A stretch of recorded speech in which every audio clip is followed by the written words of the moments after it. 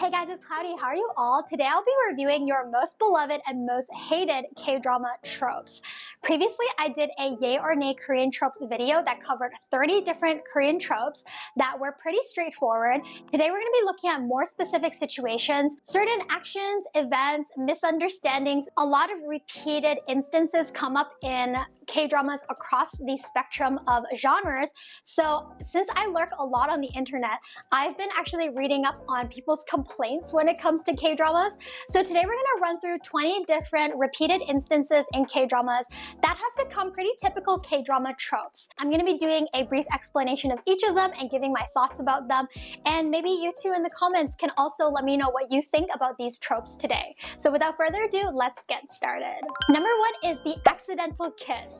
This happens in a lot of rom-coms, in anime, in typical English-speaking movies, and of course in K-dramas. Personally, for me, I dislike the accidental kiss because one, I think it oversteps boundaries, and two, it's totally unrealistic.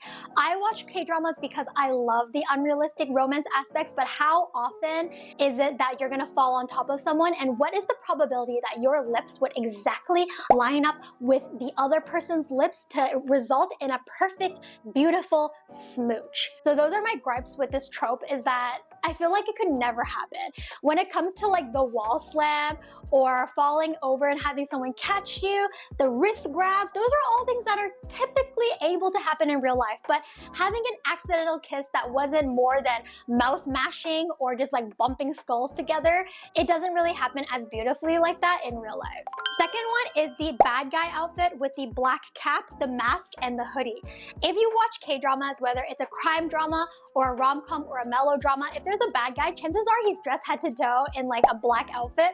For some reason, there seems to be a typical outfit that all of the baddies wear. So if you walk down the street and you see someone with a black cap, black mask, black sunglasses, black hoodie, black pants, and they're just like following you kind of suspiciously, chances are they're probably a bad guy.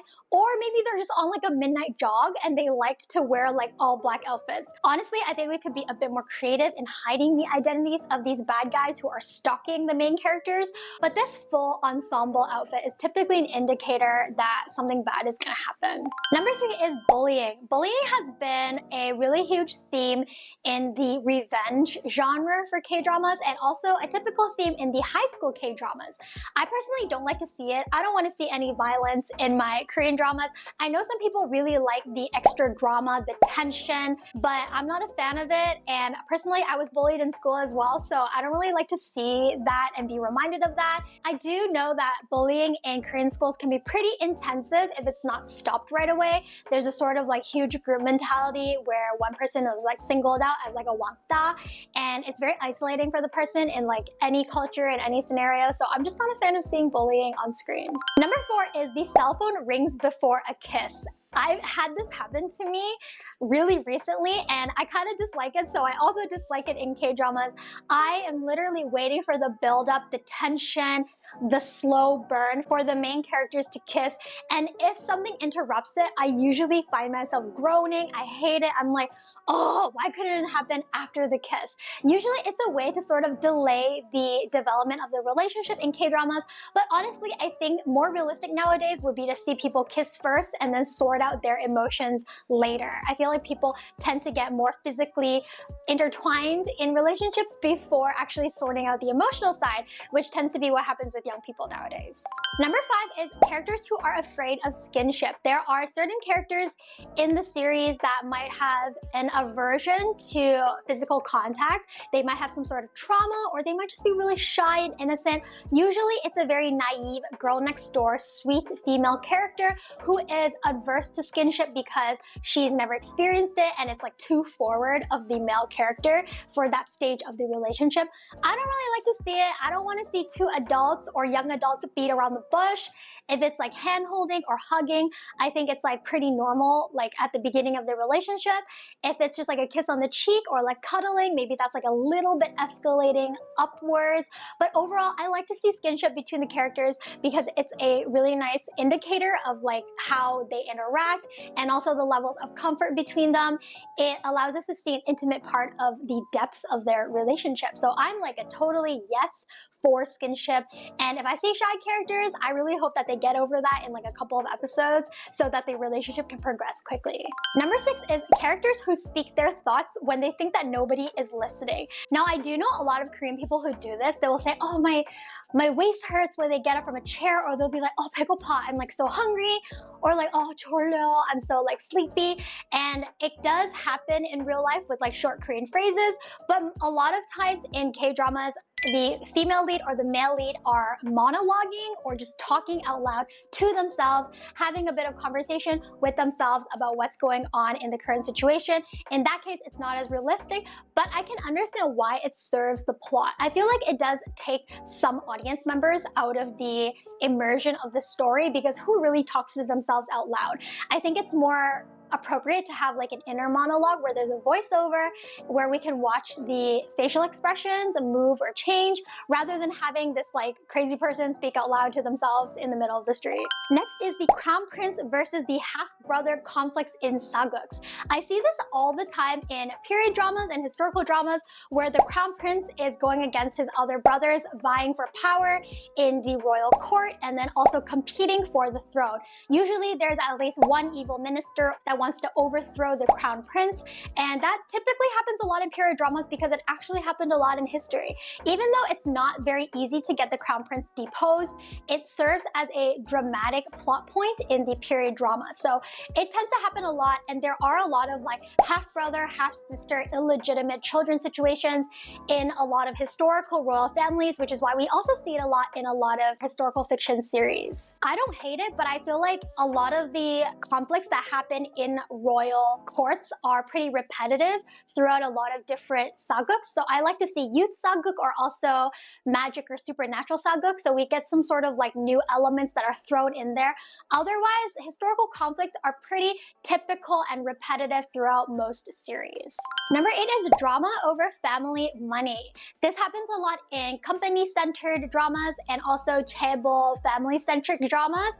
There's a little bit of that in Queen of Tears recently, which has been really popular. It happens all the time when there is a poor girl who wants to marry a rich chaebol guy, and the mother-in-law throws a packet of envelope money at the girl to get her away from her son. Inheritance is always a really big issue when it comes to these rich families and becomes a reoccurring theme in dramas.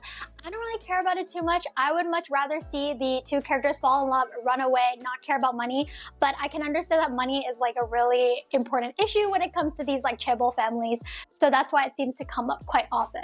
Number 9 is the drunk piggyback. A lot of people have questioned whether or not drinking culture is as intense in Korean dramas as in real life in South Korea, and I would say it's pretty close to that. People do get pretty intensely drunk on the weekends through soju at pochas or drinking tents, and a lot of times people do get blackout drunk and you need someone to take you home or you need someone to put you into a taxi.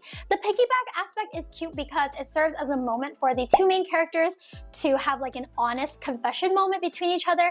Usually the drunk person, usually the girl, is being piggybacked and she's spewing some real emotions, and the main guy character usually gets to have a bit more of an advantage in the situation because he's taking care of her and also learning more about her true inner thoughts. I'm not really a fan of it because honestly, it's really hard to piggyback someone who's dead weight. Honestly, like if you're being piggybacked, you need to really cling onto someone's back with all your might. Otherwise, you're probably slippity sliding off of that person's back, and overall, it's just not a comfortable experience. Somehow, main guy characters in K-dramas always have like superhuman strength, but most of the time in real life, that's not the case.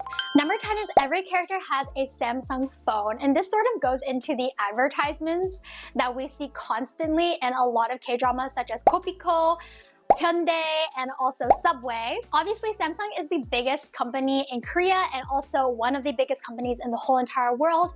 I have heard people say that it's very unrealistic for certain poor characters to be holding expensive Samsung phones, but in Korea they actually make it pretty affordable for you to like open contracts and sort of like pay back the phone over a period of like 4 to 5 years, so it's not that unrealistic to me.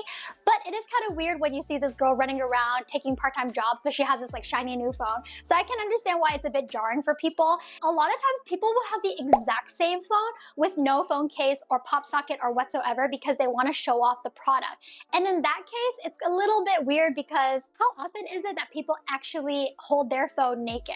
Most of the time we have like covers on it. Girls have photos of their partners or photo cards in their phone cases. So I feel like maybe if we had more customized phones, that would be a bit more realistic in the K-dramas. My video was too long, so I had to split it into 2 parts. Thank you guys for sticking with part 1. Part 2 will be up literally the day after. And obviously let me know what you guys thought about any of the tropes I've mentioned here. If you have tropes that you love or hate, don't forget to leave them in the comments below and we can all talk about it. And I will see you guys in part 2 of my vlog.